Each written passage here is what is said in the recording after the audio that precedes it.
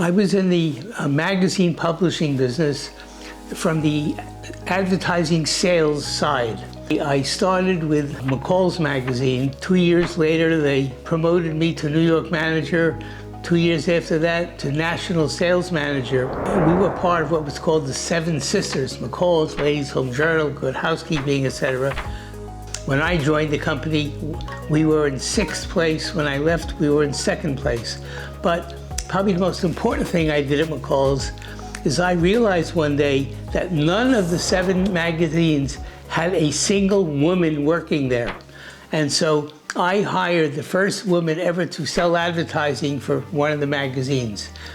She came to me 6 months later and said, "I'm sorry, I'm resigning because I'm uncomfortable being here alone, the only woman on the staff." So she went back to Texas. I then hired 2 women. I became the founding publisher of Working Mother magazine. My New York office had a 4-person staff. Of the 4, 3 of the 4 I hired were women.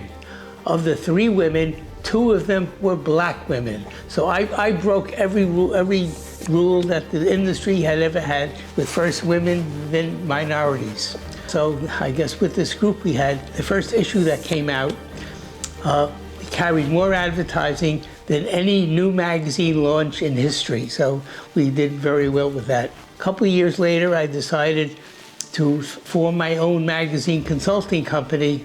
I worked with several interesting magazines. One of my favorites was Ms. Magazine. This was a reverse of the women from the McCalls, because I found that I was the only male ever to be in the offices there. From there, I went to Parade Magazine in 1982. When I joined there, we were losing money. In my last 5 years as running the advertising and marketing, we carried more advertising than any other magazine in America. In my last year, we carried more advertising than any magazine had ever carried before in the history of the country. And I retired in 1996. And I retired because my daughter was pregnant and was going to have a baby, and babies meant more important to me than even marketing and advertising.